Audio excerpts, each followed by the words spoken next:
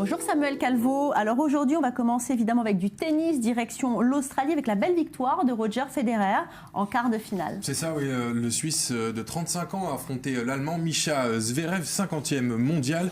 Et le tombeur de Murray est redescendu de son petit nuage en se faisant secouer par l'actuel 17e joueur du classement ATP en s'inclinant 3-7, 6-1, 7-5, 6-2.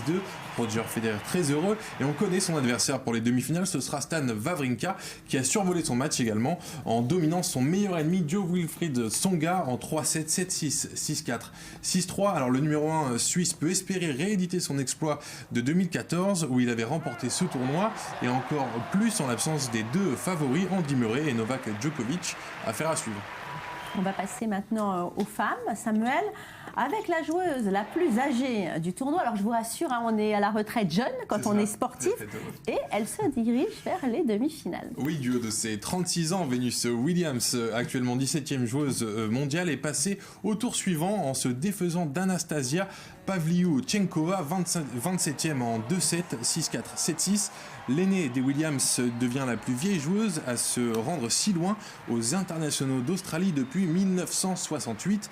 Et la demi-finale sera 100% américaine. Belle toupie là, de Venus Williams. La demi-finale sera 100% américaine puisqu'elle affrontera Coco Van de Weg, 35e joueuse mondiale, qui a facilement éliminé Garbine Muguruza, 7e joueuse mondiale en 2-7, 6-4, 6-0.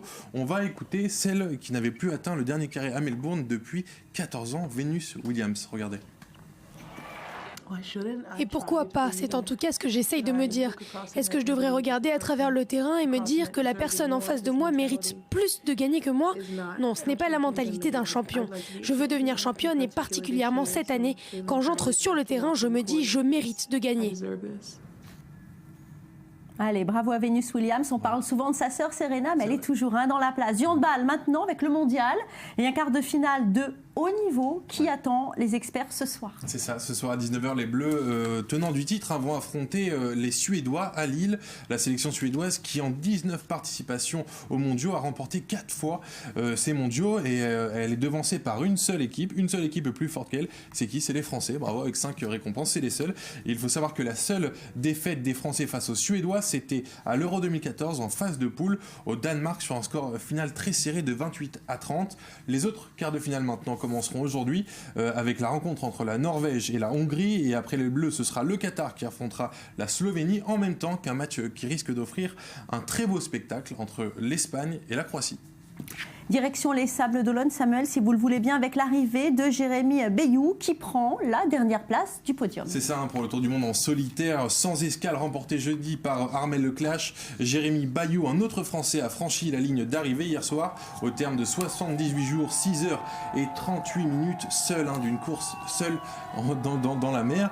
À 40 ans, il devient le 4e marin à boucler un Tour du Monde en moins de 80 jours avec le Français François Gabard, vainqueur de l'édition 2012-2013 et bien sûr Armel Leclerc et Alex Thompson cette année. On va l'écouter juste après son arrivée, très ému.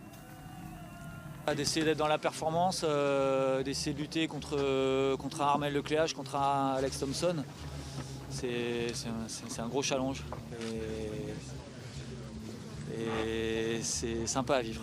Ouais. Même si tu es derrière, c'est sympa à vivre parce que tu t'accroches, parce que tu essaies de garder espoir, tu essaies de regarder devant.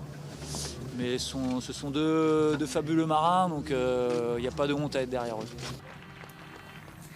Et puis c'est l'hiver, il y en a beaucoup qui partent au sport d'hiver. Et chaque année, il faut le rappeler, il faut être prudent lorsqu'on s'aventure hors piste sur les montagnes enneigées. Oui, très prudent. Vous allez voir les images d'un jeune snowboarder en hors piste qui se fait emporter par une avalanche. Ça se passe au Canada, c'est impressionnant, regardez.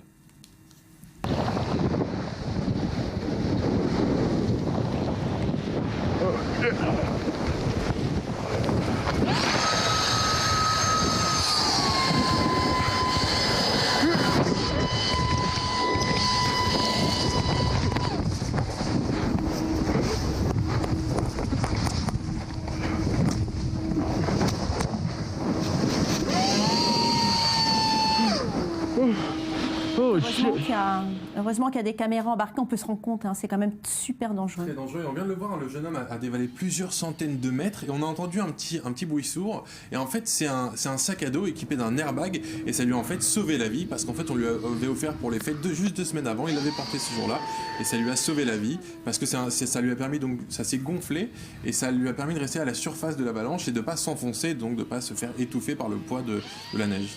Et ben voilà, le cadeau utile. Merci à vous tous d'avoir été là avec moi. Aujourd'hui, c'est fini pour aujourd'hui. Merci à vous, chers téléspectateurs, de votre fidélité à nos programmes. On se retrouve évidemment demain pour un nouveau direct. Ce soir, 19h, Paris-Jaffa, avec Paul Amar, 20h, Jean-Charles Banoun. Surtout, ne changez pas de chaîne, vous êtes au bon endroit. Notre site internet www.ivankanews.tv est disponible pour vous 24h sur 24 en français, en anglais et en arabe. À demain pour un nouveau direct.